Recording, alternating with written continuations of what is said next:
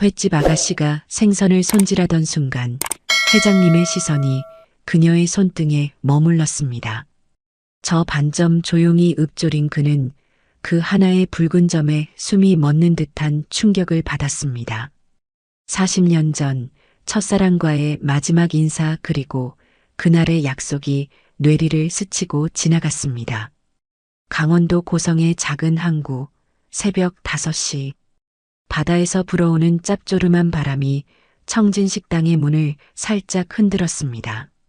지민은 이미 가게 안에서 칼을 가는 중이었죠. 스르륵 그 소리가 고요한 새벽을 가르며 울려 퍼집니다. 33의 나이에 이미 얼굴엔 세월의 흔적이 묻어나지만 지민의 손놀림만큼은 여전히 날카롭고 정확했습니다. 오늘도 어김없이 첫 작업은 광어 손질입니다. 광어의 몸통을 왼손으로 단단히 붙잡고 오른손의 칼로 능숙하게 살을 발라냅니다. 칼날과 생선살이 만나는 경계에서 나는 소리가 지민에겐 하루를 시작하는 신호와도 같았죠. 좋은 아침이네. 말을 건 상대는 사진 속 여인이었습니다. 지민은 매일 아침 같은 시간, 같은 자리에 놓인 사진 앞에 앉아 인사를 올리는 일로 하루를 시작했습니다. 병으로 세상을 떠난 어머니의 사진 앞에서 차를 한 잔 올리고 짧게 대화를 나누는 시간. 그것이 지민의 소중한 의식이었죠. 오늘은 광어가 참 좋아요. 어머니가 좋아하시던 것처럼 두툼하고 살이 탱탱합니다. 지민은 생선을 손질하며 어머니와 대화를 나눕니다.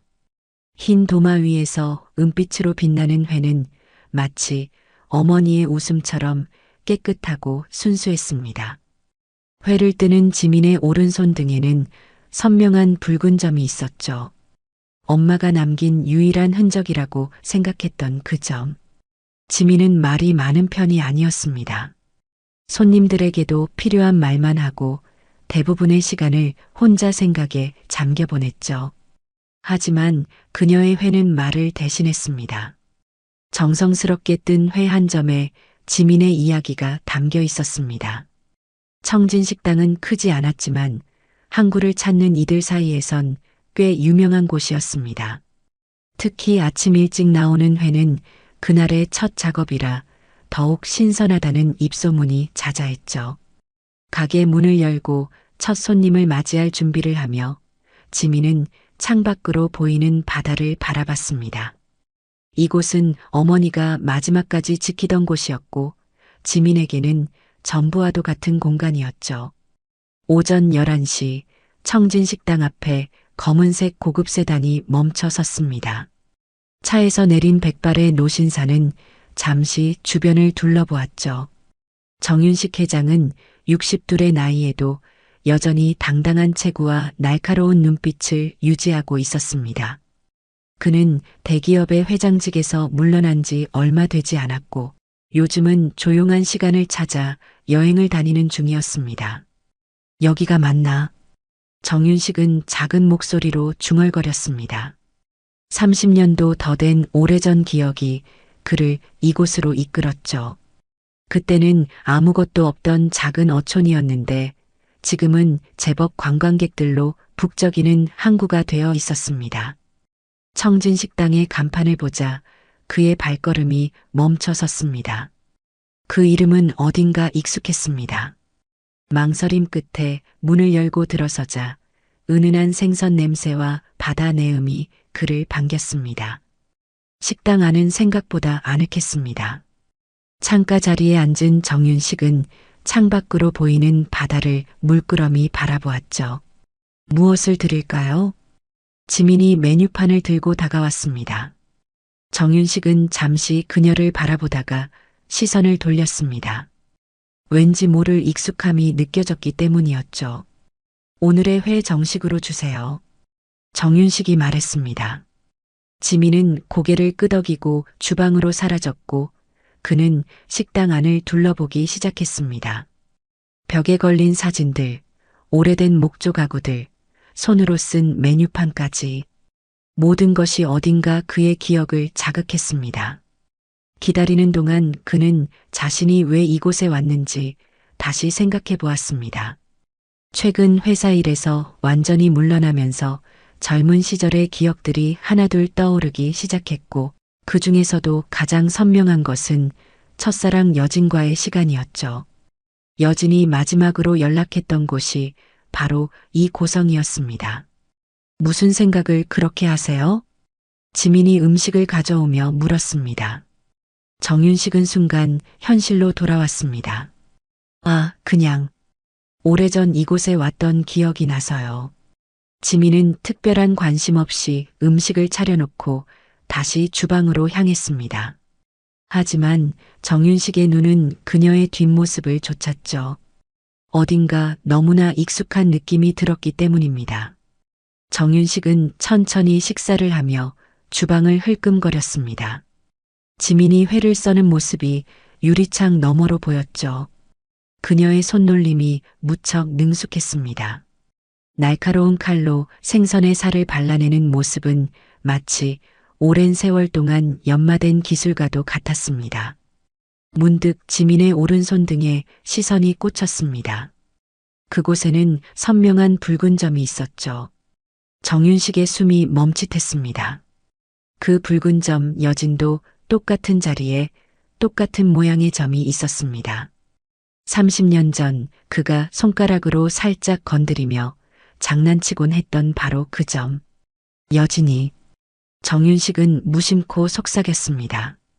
지민은 그 소리를 듣지 못했지만 정윤식의 가슴은 격렬하게 뛰기 시작했습니다.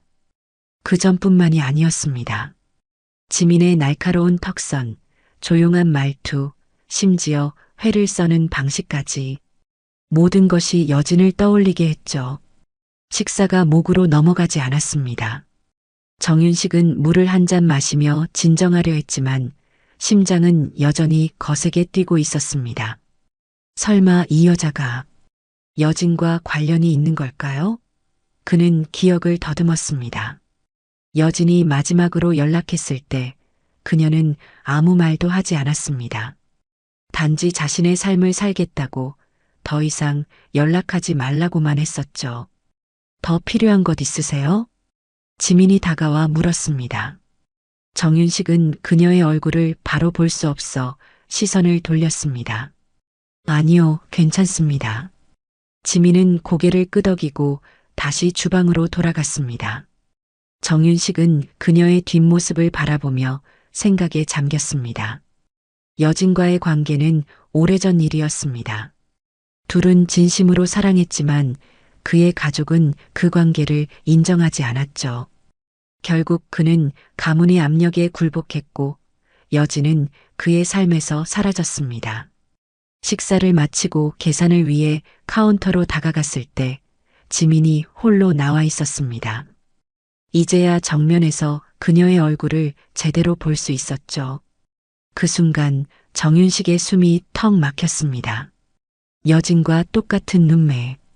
웃을 때 입꼬리가 살짝 올라가는 버릇까지 닮았습니다. 심장이 거세게 뛰었습니다. 그는 여진에게 딸이 있다는 사실을 들은 적이 없었습니다. 설마 정말? 정윤식은 그날 밤 호텔방에서 잠을 이루지 못했습니다. 창밖으로 보이는 바다는 고요했지만 그의 마음은 파도처럼 일렁였습니다. 지민의 얼굴이 자꾸만 떠올랐습니다. 그 눈매, 그 점, 그 미소. 모든 것이 여진과 너무나 닮아 있었죠. 만약 그녀가 정말 여진의 딸이라면. 정윤식은 중얼거렸습니다. 여진과 헤어진 후 그는 가문이 정해준 결혼을 했고 사업에만 몰두했습니다. 아내와의 사이에는 자식이 없었고 10년 전 아내가 세상을 떠난 후로는 더욱 외로운 삶을 살았습니다. 그리고 최근 모든 일에서 물러나면서 비로소 자신의 삶을 돌아볼 시간이 생겼던 것이죠. 다음 날 아침 정윤식은 일찍 청진식당을 찾았습니다.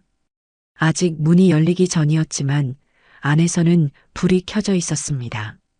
용기를 내어 문을 두드렸습니다. 지민이 문을 열었습니다. 그녀는 정윤식을 보고 잠시 놀란 표정을 지었습니다.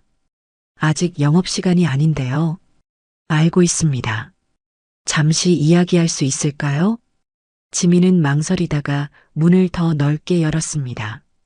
정윤식이 들어서자 그녀는 주방으로 돌아가 하던 일을 계속했습니다.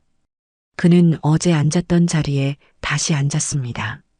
어제 드신 음식이 마음에 드셨나 봅니다. 지민이 말했습니다. 정윤식은 고개를 끄덕였지만 실은 음식 맛을 제대로 느끼지도 못했습니다. 그의 모든 감각은 지민에게 집중되어 있었기 때문이죠. 혹시 사진 좀 볼 수 있을까요? 지민은 의아한 표정을 지었습니다. 정윤식은 시선을 돌려 식당 한켠에 놓인 사진을 가리켰습니다. 지민의 얼굴이 굳어졌습니다. 그건 제 어머니입니다. 정윤식은 천천히 일어나 사진 앞으로 다가갔습니다. 그리고 그 순간 그의 다리가 휘청거렸습니다. 사진 속 여인은 틀림없는 윤여진이었습니다. 30년이란 세월이 지났지만 그 미소는 여전히 그대로였습니다. 여진이 정말 내 어머니였구나. 정윤식의 목소리가 떨렸습니다. 지민은 칼을 내려놓고 그를 바라보았습니다. 어머니를 아셨나요? 네, 알았습니다. 정윤식의 목소리는 떨렸습니다. 30년도 더 전에 우리는 서로를 사랑했어요. 지민의 눈이 커졌습니다. 그녀는 어머니에 관한 이야기를 들을 때면 언제나 그렇게 눈을 크게 뜨곤 했습니다. 그 모습마저 여진과 닮아 있어서 정윤식의 가슴은 더욱 아팠습니다. 어머니는 아버지에 대해 거의 말씀하지 않으셨어요.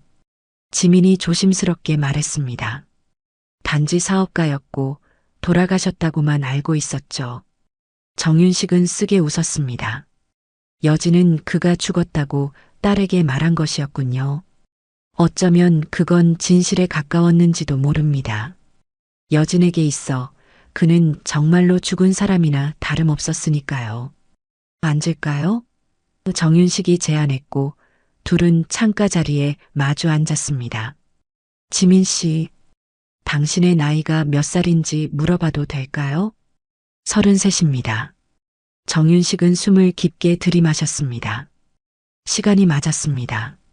여진과 헤어진 지 약 34 정도가 되었으니 지민은 그들이 헤어진 직후에 태어났을 것입니다. 당신이 내 딸일 가능성이 있습니다. 침묵이 내려앉았습니다. 지민의 얼굴에서 모든 표정이 사라졌습니다. 그녀는 한참 동안 말이 없었고 정윤식도 무슨 말을 해야 할지 몰랐습니다. 증명할 수 있나요? 마침내 지민이 입을 열었습니다. 정윤식은 자신의 오른손을 들어 보였습니다. 그의 손등에도 지민과 같은 위치에 붉은 점이 있었습니다. 이건 우리 가문의 특징입니다. 대대로 장남에게 나타나는 표식이죠. 그런데 당신도 가지고 있네요. 여진이 임신했던 건 내가 떠난 후였군요. 지민은 자신의 손등을 바라보았습니다.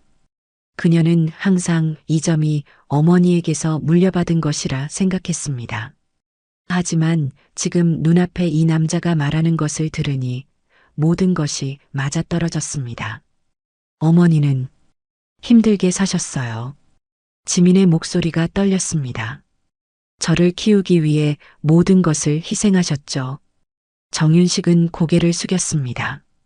여진이 얼마나 고생했을지 상상하니 가슴이 미어졌습니다. 그가 선택한 길로 인해 여진은 혼자서 아이를 키우는 고통을 겪어야 했던 것입니다. 다음 날 정윤식은 다시 청진식당을 찾았습니다. 이번에는 가방에 오래된 사진첩을 가지고 왔습니다. 지민은 그를 보자 조용히 고개를 끄덕였고 아직 손님이 없는 식당 안쪽으로 안내했습니다. 이건 당신의 어머니와 내가 함께했던 시간들의 기록입니다. 정윤식이 사진첩을 펼쳤습니다. 거기에는 젊은 시절의 여진과 정윤식이 함께 찍은 사진들이 있었습니다. 해변에서, 산속에서, 도시의 카페에서 두 사람은 웃고 있었고 행복해 보였습니다. 지민은 사진을 하나하나 살펴보았습니다. 젊은 시절의 어머니는 생각보다 훨씬 밝고 생기 넘쳤습니다. 지민이 알던 어머니는 항상 조용하고 강인한 여성이었지만 사진 속 여진은 마치 다른 사람처럼 생동감이 넘쳤습니다. 어머니는 웃는 모습이 참 예뻤네요. 지민이 말했습니다. 정윤식의 눈에 눈물이 고였습니다. 여진은 항상 웃음이 아름다웠습니다. 어떤 어려움 속에서도 미소를 잃지 않았죠. 왜 어머니를 떠나셨어요? 지민의 질문은 날카로웠습니다. 정윤식은 깊은 한숨을 내쉬었습니다. 내 가문에서 우리 관계를 인정하지 않았어요. 내가 약했던 거지. 가족의 압력에 굴복했고 사업과 가문을 선택했습니다. 그때는 그게 옳은 선택이라고 생각했지만 후회하시나요? 매일 후회합니다. 정윤식의 목소리가 떨렸습니다. 내 인생에서 가장 큰 실수였습니다. 여진이 임신했다는 사실을 알았더라면 절대로 떠나지 않았을 거예요. 지민은 고개를 저었습니다. 어머니는 말씀하시지 않으셨어요. 아마도 당신이 선택한 길을 방해하고 싶지 않으셨나 봐요. 정윤식은 눈을 감고 고개를 숙였습니다. 여진은 항상 그랬어요. 자신보다 타인을 먼저 생각했죠. 그 아이를 지키려 했을 겁니다. 나 대신에 나보다 훨씬 강하게. 둘은 한동안 침묵 속에 앉아 있었습니다. 정윤식은 지민의 얼굴을 바라보며 여진의 흔적을 찾았고 지민은 어머니가 숨겨온 진실을 생각하며 복잡한 감정에 휩싸였습니다. 일주일이 지난 어느 오후 정윤식은 특별한 결심을 가지고 청진식당을 찾았습니다. 지난 며칠 동안 그는 많은 생각을 했고 이제 지민에게 제안할 것이 있었습니다. 지민 씨, 서울로 함께 가는 건 어떨까요? 식당의 조용한 구석자리에 앉아있던 둘 사이에 무거운 침묵이 내려앉았습니다. 정윤식의 제안은 갑작스러웠지만 그는 진심이었습니다. 다 늦었다고 생각합니다. 하지만 이제라도 아버지로서 곁에 있고 싶어요.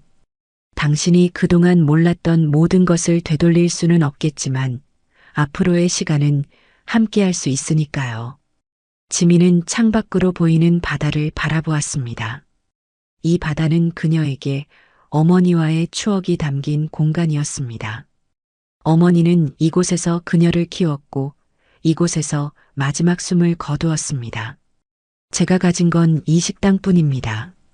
지민이 천천히 말했습니다. 여기엔 어머니의 숨결이 남아있어요. 정윤식은 지민의 마음을 이해했습니다. 그는 30년이나 잃어버린 시간을 단번에 되찾으려는 것이 어리석은 욕심일지도 모른다고 생각했습니다. 이해합니다. 하지만 가끔은 서울에 놀러 오는 건 어떨까요? 내가 가진 모든 것을 당신과 나누고 싶습니다. 지민은 잠시 고개를 떨구었습니다. 그리고 조용히 말했습니다. 여긴 엄마가 마지막까지 지키던 곳이에요. 매일 엄마랑 이야기하고 회를 뜨며 살아왔죠. 저 여기 남을래요. 정윤식은 말없이 고개를 끄덕였습니다. 그의 눈엔 어느새 눈물이 고여 있었습니다. 지민의 결정이 섭섭하지는 않았습니다. 오히려 여진의 딸답다는 생각이 들었습니다. 강하고 자신의 길을 확고히 가는 모습이 여진을 닮았습니다. 이해해요. 당신의 결정을 존중합니다. 지민은 그제야 조금 편안한 표정을 지었습니다. 하지만 가끔 오셔도 좋아요. 어머니 이야기도 더 듣고 싶고 아버지에 대해서도 알고 싶으니까요. 정윤식의 얼굴에 미소가 번졌습니다. 그것만으로도 그에게는 큰 선물이었습니다. 그는 주머니에서 작은 상자를 꺼냈습니다. 이건 여진이 항상 갖고 싶어 했던 거예요. 이제 당신에게 주고 싶습니다. 상자 안에는 작은 진주 목걸이가 들어 있었습니다. 단순하지만 아름다운 그 목걸이는 정윤식이 여진에게 주려고 했던 것이었습니다. 이튿날 아침, 항구는 평소보다 더 고요했습니다. 안개가 살짝 내려앉은 바다 위로 태양이 떠오르며 은빛길을 만들었습니다. 지민은 여느 때와 같이 새벽에 일어나 청진식당의 문을 열었습니다. 오늘도 첫 작업은 회 손질이었습니다. 칼을 든 그녀의 오른손 등에 붉은 점이 선명했습니다. 이제 그 점은 단순한 점이 아니라 그녀의 뿌리를 말해주는 표식이었습니다. 아버지에게서 물려받은 흔적이자 어머니가 묵묵히 지켜온 비밀이었죠. 생선을 손질하며 지민은 어머니의 사진을 바라보았습니다. 엄마, 아빠, 다녀가셨어요. 그 말을 하는 순간 뜨거운 눈물이 그녀의 볼을 타고 흘러내렸습니다. 지민은 평생 아버지에 대한 이야기를 듣지 못했습니다. 어머니는 단 한 번도 그에 대해 말하지 않았지만 이제 지민은 이해했습니다. 그것은 어머니의 사랑이었습니다. 정윤식의 삶을 방해하지 않으려는, 그리고 딸에게 상처를 주지 않으려는 여진만의 방식이었습니다. 지민의 목에는 어제 받은 진주 목걸이가 걸려 있었습니다. 단정하고 소박한 그 목걸이는 어머니가 가졌을 법한 것이었습니다. 누군가 이 목걸이의 의미를 물으면 뭐라고 대답해야 할까요? 아버지에게서 받은 첫 선물이라고 말해야 할까요? 그 생각을 하니 가슴이 먹먹했습니다. 한편 서울로 돌아가는 고속버스 안에서 정윤식은 창밖을 바라보고 있었습니다. 그의 손에는 작은 반찬 도시락 하나가 들려 있었습니다. 청진식당 스티커가 붙은 그 반찬통에는 지민이 직접 만든 젓갈이 담겨 있었습니다. 작지만 소중한 선물이었죠. 정윤식은 도시락을 소중히 껴안은 채 창밖을 바라보았습니다. 바다 냄새가 딸의 체온처럼 느껴지는 듯 했습니다. 그는 이제 적어도 한 달에 한 번은 고성을 찾기로 마음먹었습니다. 30년이라는 시간을 한순간에 되돌릴 수는 없겠지만 앞으로의 시간만큼은 소중히 채워나갈 생각이었습니다. 바다 위로 햇살이 퍼져나갔습니다. 청진식당의 창문에도 서울로 향하는 버스의 창문에도 같은 햇살이 비추고 있었습니다. 서로 다른 곳에 있지만 지민과 정윤식은 같은 하늘 아래 새로운 시작을 맞이하고 있었습니다. 지민은 어머니의 사진을 바라보며 미소 지었습니다. 엄마, 괜찮아요. 이제 알았어요. 엄마가 얼마나 강한 사람이었는지, 그리고 얼마나 깊이 사랑하셨는지. 그녀는 진주 목걸이를 손으로 가만히 쓰다듬으며 오늘도 묵묵히 하루를 시작했습니다. 바다처럼 깊고 별처럼 빛나는 새로운 이야기가